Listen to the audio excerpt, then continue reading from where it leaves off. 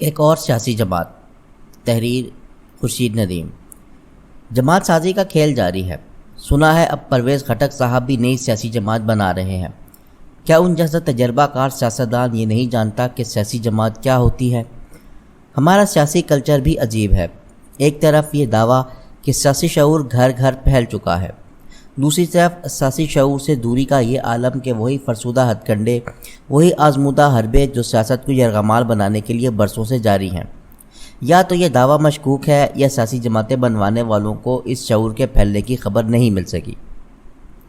دلچسپ بات یہ ہے کہ کل جو سیاسی شعور پھیلانے کے دعوے دار تھے، آج وہی نئی سیاسی جماعت بھی بنا رہے ہیں۔ جو کل کیا جا رہا تھا یا تو وہ ایک ڈرامہ تھا، یا جو آج کیا جا رہا ہے یہ ایک کھیل ہے۔ سیاسی جماعت کا قیام کھیل تماشا نہیں۔ سب سے اہم سوال یہ ہے کہ نئی جماعت کی ضرورت کیا ہے؟ کیا آپ کسی نئے نظریے کے علم بردار ہیں، سیاست میں جس کی نمائندگی نہیں ہے؟ کیا سیاست میں کوئی ایسا خلا ہے جسے آپ پر کرنا چاہتے ہیں؟ کیا آپ کے ارد گرد چاہنے والوں کا اتنا بڑا ہجوم جمع ہو چکا جو آپ کو مسیحا سمجھتا اور یہ چاہتا ہے کہ آپ قوم کی رہنمائی فرمائیں؟ اگر کوئی وجہ تو ہونی چاہیے ایک نئی سیاسی جماعت بنانے کی۔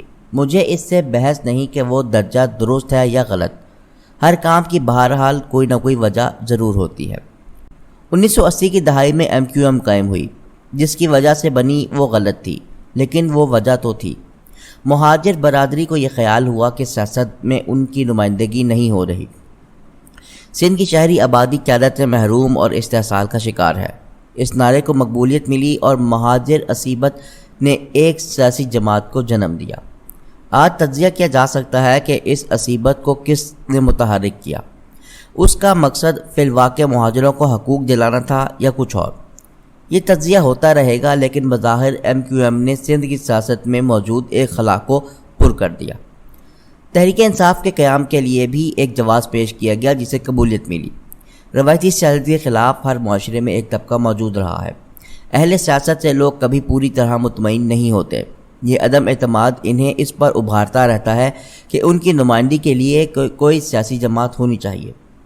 روایتی سیاست پر ایک بڑا اعتراض یہ ہوتا ہے کہ سٹیٹس کو مضبوط کرتی ہے، اور روایتی سیاستدان ایک مفاداتی گروہ کی نمائندگی کرتا ہے جسے عوام سے کوئی دلچسپی نہیں ہوتی۔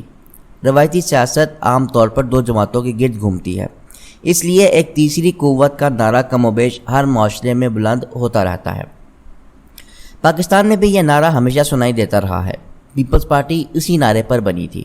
مذہبی جماعتیں بھی یہی کہہ کر لوگوں کو اپنی جانب متوجہ کرتی آئی ہیں۔ یادش بخیر تحریک استقلال میں تیسری قوت بن کر سامنے آئی تھی۔ اصغر خان ایک وقت آیا کہ اپنے عہدے کے سب سے مقبول سیاستدان دکھائی دینے لگے۔ طاہر القادری صاحب کو یہی خلا سیاست کی وادی پرخار میں لایا تھا۔ تحریک انصاف بھی اسی بنیاد پر قائم ہوئی۔ کہنا یہ ہے کہ تیسری قوت کی ضرورت معاشرے میں محسوس کی جاتی رہی ہے، جو ایک سیاسی جماعت کے قیام کو جواز فراہم کر سکتی ہے۔ یہ الگ بات ہے کہ تیسری قوت ہمیشہ ایک سراب ثابت ہوئی۔ سیاست میں کامیابی کا ایک ہی راستہ ہے، اور وہ ہے زمینی حقائق سے مطابقت پیدا کرنا۔ جیسے ہی ایک سیاسی جماعت یہ مطابقت پیدا کرتی ہے، وہ روایت کا حصہ بن جاتی ہے، اس پر اقتدار کے دروازے بھی کھل جاتے ہیں۔ اب وہ عرف عام میں تیسری قوت نہیں رہتی۔ سیاسی نابالغ طویل عرصہ سراب کو دریا سمجھتے رہتے ہیں۔ سیاست کے ماہرین کو مگر پہلے ہی دن سے انجام کی خبر ہوتی ہے۔ وہ اگر اس قافلے کے ہمسفر بنتے ہیں تو یہ جان کر تیسری قوت نے ایک دن انہی کے ہاتھوں میں دم توڑنا ہے۔ ان لوگوں میں پرویز خٹک صاحب جیسے لوگ سر فہرست ہیں۔ پرویز خٹک جانتے ہیں کہ سیاسی جماعت کیا ہوتی ہے۔ وہ اس ملک میں ان لوگوں میں سے ہیں جو روایتی سیاست کو سب سے زیادہ سمجھتے ہیں۔ ان کا خیال ایک روایتی سیاسی جماعت بنے گی اور معاملات کو فطری طور پر ان کے ہاتھ ہی میں آنا ہے۔ وہی ایک دن KPK کے وزیر اعلیٰ بنیں گے۔ تحریک انصاف کے بارے میں ان کا تجزیہ درست تھا، مگر عمران خان صاحب کو سمجھنے میں ان کو غلطی لگی۔ ان کو اندازہ نہ ہو سکا کہ خان صاحب کی نرگسیت کس سطح کی ہے۔ وہ جانتے ہیں کہ اس سسٹم میں طاقت کا منبع وزیر اعظم کے بعد وزیر اعلیٰ ہوتا ہے۔ انہوں نے پنجاب اور KP میں یہ منصب اپنے پاس رکھنا تھا، اس لیے لازم تھا کہ عثمان بزدار اور محمود خان جیسا کوئی آدمی ہی اس منصب پر بٹھایا جائے۔ یوں خٹک صاحب کسمساتے رہ گئے اور وزارت اعلیٰ ان کے ہاتھ نہ آ سکی۔ انہوں نے یہ کب سوچا ہوگا کہ یہ نرگسیت خان صاحب کو اپنے ہی محسنوں سے متصادم کروا دے گی۔ آج ان کے پاس دو راستے ہیں، سیاسی جماعت کے نام پر اپنے سیاسی اثرات کو مجتمع کریں اور مسلم لیگ جیسی بڑی سیاسی جماعت سے اقتدار میں حصہ وصول کریں، دوسرا یہ کہ مسلم لیگ نون میں شامل ہو جائے۔ مسلم لیگ کے لیے مگر یہ مشکل ہوگی کہ اپنی جماعت یا پھر جمعیت علماء اسلام کو نظر انداز کر کے وزارت اعلیٰ ان کی جھولی میں ڈال دے۔ خٹک صاحب کا خیال ہوگا کہ طاقت کا ترازو کچھ ایسے بگڑ سکتا ہے کہ توازن ان کے وزن سے قائم ہوا اور وہ نون لیگ کی مجبوری بن جائے، جس طرح پرویز الہی تحریک انصاف کی مجبوری بنے تھے۔ پلڑے کا غیر فیصلہ کن انداز میں لہرانا ہی اس نظام کے اصل خالقوں کے مفاد میں ہے، اور خٹک صاحب سے بڑھ کر کون ہے جو اس کا مزاج شناس ہو۔